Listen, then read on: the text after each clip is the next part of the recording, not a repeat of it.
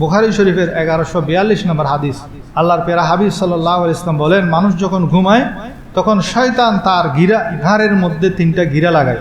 গিরা লাগিয়ে সেখানে আস্তে আস্তে কি করে, ছোট বাচ্চাকে ঘুমানোর জন্য যেমন পিঠের মধ্যে থাপ্পড় দিতে হয়, ঠিক তদ্রূপ আমাদের প্রত্যেকের ওই গিরার মধ্যে শয়তানে থাপ্পড় দিতে থাকে এবং বলতে থাকে, ঘুমাও, রাত অনেক লম্বা, ঘুমাও।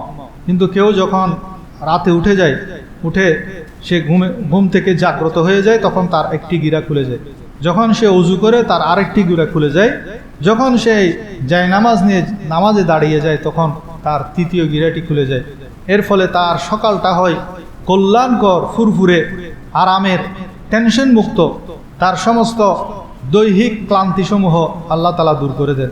পক্ষান্তরে সে যদি ঘুম থেকে না উঠে, ঘুমের মধ্যে তার পুরো রাত কাটিয়ে দিয়েছেন, সূর্য ওঠার পরে ঘুম থেকে উঠে তার ওই গিরাসমূহ থেকে যায় যেগুলো শয়তান লাগিয়েছে, যার ফলে তার শরীর ক্লান্তিতে ভরে থাকে, অলসতায় ভরে থাকে, সারাদিন শুধু সে ঝিমুতে থাকবে।